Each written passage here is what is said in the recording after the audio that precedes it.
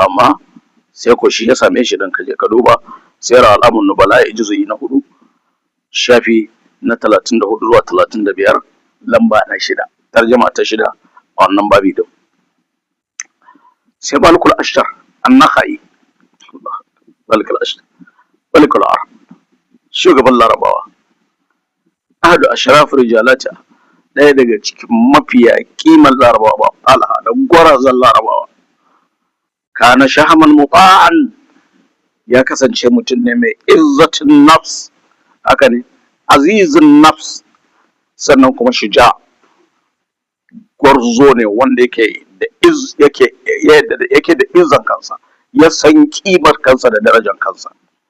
muta'an mai biyayya ga imamu amirul mu'minin da salamullahi ko kuma kace shi wanda ake wa biyayya ne mutanensa suna bin sa bi na karsu amma ya kasance yana bin amirul mu'minin a yakin Siffin kafin a daga Qur'ani yakin Siffin a rudar da mutane Malik al-Ashtar shi ya jagoranci wata katiba wadda yayi gab da ya kai tantin Muawiya a gama da a wannan rigima da ta taso yakin Siffin. Amr bin As ya hango haka yake ce ma Muawiya ga shawara da ba fa da dabara wayannan mutanen sun fi karfin mu daga Qur'ani mu ce muna neman sulhu sojojin Ali kwashi kwarba cikin su suna daga Qur'ani shi ke da abin da ya faru haka ne suka rauna na sojin Imam Ali anan ne khawarij suka bayyana suka kewaye Imam Ali suna neman cewa dole ya dawo da Malik al-Ashtar suka zara takobi cewa in bai dawo da Malik al-Ashtar to bakin rashi ya kama Malik al-Ashtar ce ka dawo ya kama Imam Ali ya ce a bani awa 2 rak zan gama da wannan rigima wannan fitinar ta kare awa 2 ya rage kamar yadda Imam Ali alayhi salam ya yanke raƙumin da aka je da shi harbul jama daga nan aka kashe wutar rigiman nan to ya ce idan ya je tantin Muawiya an gama awa 2 zai isa. Imam ya ce aika masa idan kana so ka dawo ka samu imamin ka da rai to ka dawo ka bar wannan haka ya dawo suka dinga mai izgili har suka cilla mishi kibiya suka cake shi a hannu Malik al-Ashtar saboda Imam ya ce mishi dakatar da yake dole ya dakatar suka cike shi a hannu amma babu abin da zai ya koma hawayensa na zuwa idansa ya je ga yadda aka sa amirul mu'minin yanzu sabon yanayi aka shiga ko ya yi nasara ga Muawiya cikin sojojin Imam Ali da matsala saboda haka Malik al-Ashtar ya koma ta wannan Malik al-Ashtar din wa kana min al-quwwat al-alawiyya ya kasance cikin sojojin Imam Ali alayhi salam qatalahu Muawiya bis-sum Muawiya ya kashe shi da guba fi masirihi ila Misr a lokacin da yake kan hanyar shi ta zuwa Misr biye da ahad ummali a hannun ɗaya daga cikin ma'aikatansa jindullahi fil asl sojojin Allah azuma yace Allah na da sojoji azuma ta ani ba ni nake kashe ba wannan kake ba kashe kowa ba sojojin Allah ne a cikin zuma sai masu kiza guba kenan haka ne to wannan shine za ku duba shi a cikin sayar alamun nubala na faɗa za a samu wannan magana cikin shazalatul zahab juz'i na da shafi na 91 akwai Rashidul Hijri ko wannan tafiyan Allah bai zan kai masa ziyara bane ban sani ba saboda yawan wuraren da muka je ziyara kun fahimci kare bane ina kallon inda aka rubuta aro inda kabarin sa yake a hanyar Hilla inda wajen kabarin sa sai Annabi Ayuba yake da kuma akwai Sayyida Sharifa yar Imam Al-Hasan kabarin ta nan akwai mutane da yawa la ilaha illallah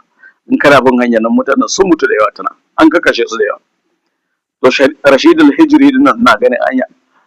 alama amma ba mu shiga ba kana min talazumatul imam wa khawasi ya kasance daga almajiran Imam Ali alayhi salam daga nan kusa daga Imam Ali arada alaihi ziyaratul bara arada alaihi ziyad ibn abi ya bujirar masa da ibara'a ma Ali ibn Abi Talib alayhi salam wallahi da kuma la'anci Ali fa ba sai ya kiyar da ya aikata fa qata yadayhi wa rijlai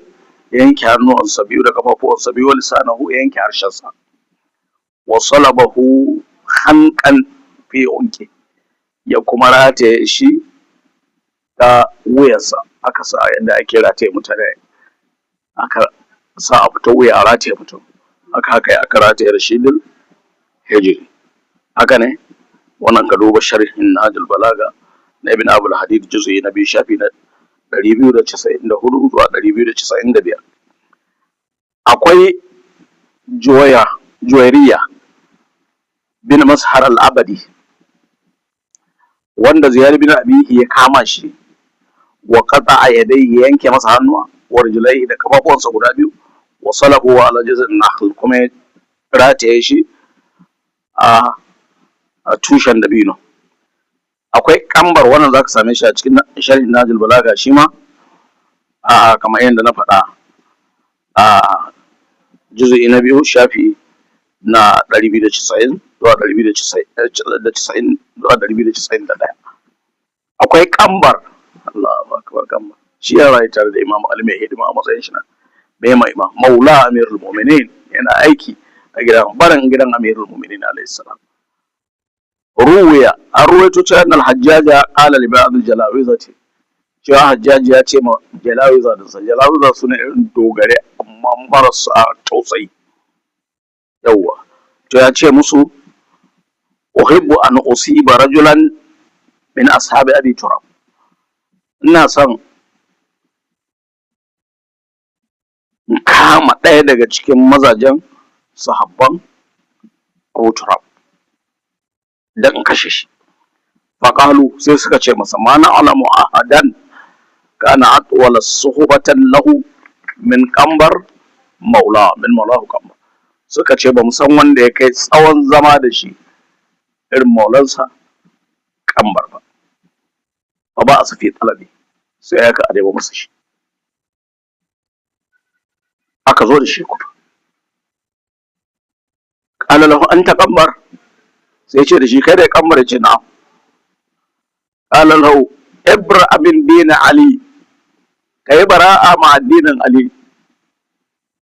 Kambar ya ce masa, hal tadulluni ala dinin afdala min dinihi, shin zaka shirya da ni akan wani addini wanda ya fi addinin Ali? In ne bara'a daga addinin shi, zaka nuna min wani addinin da ya fi nashi? Qala inni qatuluk faqtar ayya qatlatin ahab ilayk, yace to lalle zan kashe ka, ka zabi irin kisan da ka fi so. Qala akhbarani amirul mu'minin alayhi salam, yace amirul mu'minin ya bani labari, annabi ta ce ta kona zabahan bi ghairi haqq, cewa kashe ni da zai kasance yanka ne ba tare da haƙƙi ba. Fa amara bihi, sai ba da umarni, fadbu biha kama tudbahu shat, sai aka yanka shi kamar yadda ake yanka tinkiya, aka yanka kamar aka shi. Ka duba rijal, ma'rifat rijal al-hadith na al-Kashi shafi na 68 zuwa 69. Sannan kuma ka duba Ashiyatu al-Hakimu na Ibn Mughniya, wane ne Mahmud sunan shi ko, wanda muke da tafsirin shi muke yau nan. Ibn Mughniya ya dauke a cikin littafi, yana da shi littafi mai kimar gaskiya, Ashiyatu al-Hakimu shafi na 95 mujalladi ɗaya ne. Haka Kumail bin Ziyad, ai kuna jin ana du'a Kumail ko ba ku jin ana faɗin du'a Kumail? Kumail bin Ziyad wa huwa min khiyar shi'a, yana daga cikin zababbun shi'a, wa khassatan amirul mu'minin. Barin ajiya nan wurin saboda tashi nan gaba. Kumail ina da magana akan shi, saboda na ziyarci Kumail. Idan na je Iraki, babu wanda nake yawan ziyara bayan amirul mu'minin ina Najaf kaman Kumail bin Ziyad. Ba na ziyaran gidan amirul mu'minin da yawa kamar yadda nake ziyaran Kumail bin Ziyad, saboda ina da wani abu na tarihin Kumail a cikin kwakwalwata. Sannan idan na je na tsaya a wurinsa, kullum abin da nake sha'awa nakan ce musu ɗibtu, ce musu kun tsira wallahi. ku ne shuhada na wilaya, shahidan wilaya ga amirul. Allah ya saka muku da alkhairi kuma Allah ya biyar da mu bayan ku. Mu ma in tamu ta zo Allah ya sa a irin wannan hanya za mu ta kan wilayar Ali bin Abi Talib ai mana abin da aka yi kuma fiye da abin da aka yi. Rai ba bakin komai yake ba. إذا لم تمد بالسيف مت بغيره تعددت الأسباب والموت واحد. in baka mutu da takobi ba da wannan takobi za ka mutu, in ka da za su sace mutum, hadari a hanya, fashi da makami, wane ne duk ga su nan hanyoyi marasa kyau kai hadari ka faɗi ba ga su nan ba. Mutum nawa ne suka bi mutum? Saboda haka mutum ya fatan Allah subhanahu wa ta'ala ya ɗauki ransa akan tafarkin wilaya irin ta amirul mu'minin, musamman kan imani da shi'a. A ƙarshe kafin na ce zan tsaya a gurin insha Allah, ina son in faɗakar da cewa waɗanda suke da wannan, zan faɗa a ƙarshen darasin na gaba, waɗanda suke da wannan tarihin kuma aka yi musu abin da aka yi musu ba kawai a lokaci ɗaya ba, tsawon shekara 90 Umayyawa na mulki haka aka dinga yi, ko 80 da wani abu. Abbasiya suka zo suka ɗauki shekaru suna nasu, a bayansa har Usmaniyawa sun yi nasu, 'yan mulkin mallaka suka zo suka yi nasu.